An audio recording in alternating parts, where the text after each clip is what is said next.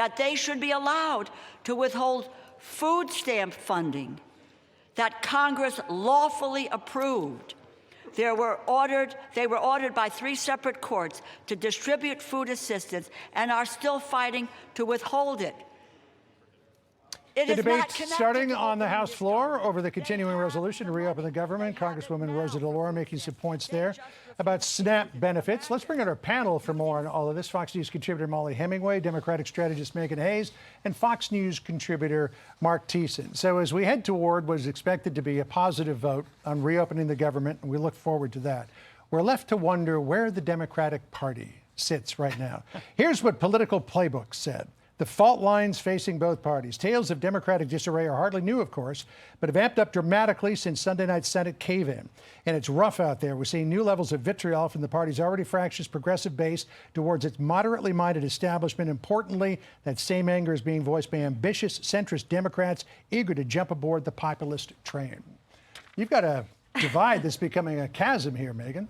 I just see this a little bit differently. The Democrats in the Senate didn't have any leverage if they waited till the end of the year. Their only leverage was health care, so they needed to get a vote for health care, and that's what they got. They also got RIFT employees to be reestablished into the government. They got back pay for them, and they also got this vote on health care. So they did what they needed to do, and it's unfortunate that we are going to turn against each other, but the 8 senators who voted...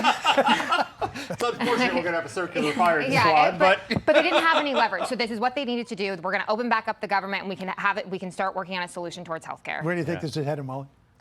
Well, you know, I do think that the shutdown, if it had any logic, I mean, people are talking about this as being the most pointless shutdown that we've ever experienced in our country. But if it was designed to achieve electoral wins, to mobilize the base, to get them angry, like it served its purpose. And now we're entering into the area where people are starting to feel a lot of anger about the shutdown. It's disrupting people's lives. And so it needs to just be done. But once it's done, people forget shutdowns pretty quickly. We've gone through them before. And so it gives Democrats enough time to regroup and people forget shutdowns, but the left wing of the Democratic Party doesn't forget what the leadership did. They think that they sold out because I don't think that those 8 Democrats and independents voted for the CR without Chuck Schumer at least giving them a little bit of a nod.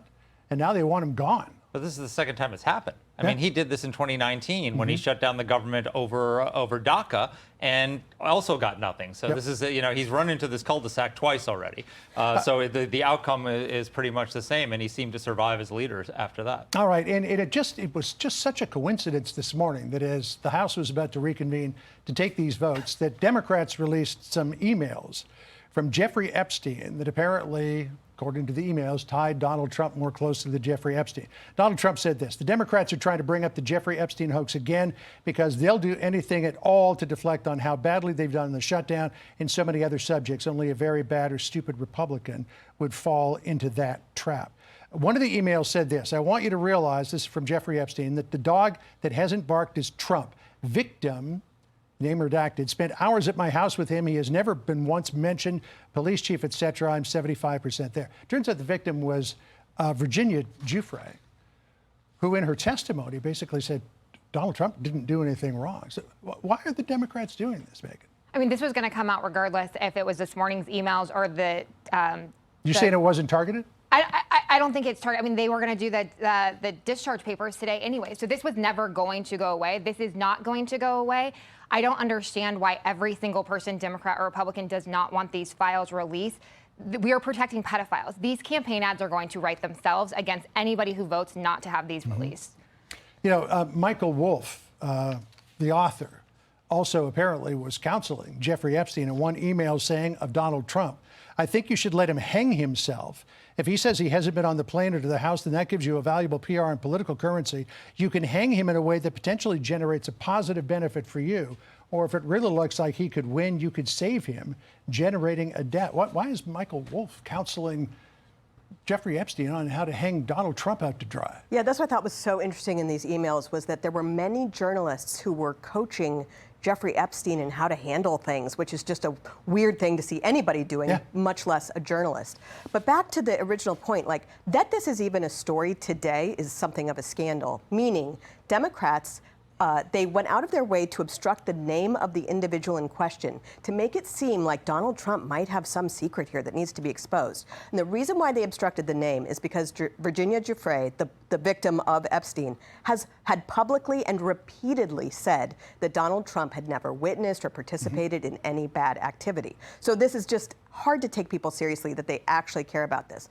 There are multiple people who have relationships with Epstein. Reid Hoffman, a Democrat super donor, had a very lengthy and sustained and intimate relationship with Jeffrey Epstein. It would be interesting to know more about that. Bill Clinton, former president of the United States, had a relationship. We even have, Ehud Barak had a relationship. Like, these are interesting things, but when you make it just about Donald Trump, when we already know about it, and we already know that they had a falling out because of how Epstein was handling the situation at Mar-a-Lago, that he got kicked out. It's just, I agree there's like stuff to know, but it's not being handled in any way responsibly here. Molly, just for the record, I'm sorry, I agree. Democrats or Republicans, I don't care who you are in these files. It needs to be out there. Whatever their relationship was, I have no qualms about the Democrats well, with also being Adelina released. Grijalva now being the 218th vote, it looks like we're going to see a lot more. But I just wanted to go back to what Virginia Giuffre said about Donald Trump. This was from January 2016. She said, quote, "I don't think Donald Trump participated in anything.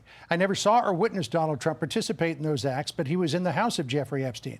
I've heard he has been, but I haven't seen him myself, so I don't know." So what about this email that says, oh, we spent hours with her? And why would the name be redacted when this was already out there about Virginia Giuffre? It's a nothing burger, and I agree with you that we should know everything. We actually should have known everything during the 4 years that the Biden administration was in charge and had access to all of this information and could have released it. And if there was anything incriminating about Donald Trump, we would know it already, because everything they possibly could throw at him, they threw at him in the last few years. And it's discrediting actually the proper investigation of Epstein's crimes to use it as a political tool to destroy Donald Trump. Yeah, I mean, I think this should be the focus should be on the victims of a pedophile, not on trying to bring down a president. I mean, it is more than curious that they redacted the name knowing full well that everything that was known about her was already out there. Hey, Sean Hannity here. Hey, click here to subscribe to Fox News YouTube page and catch our hottest interviews and most compelling analysis. You will not get it anywhere else.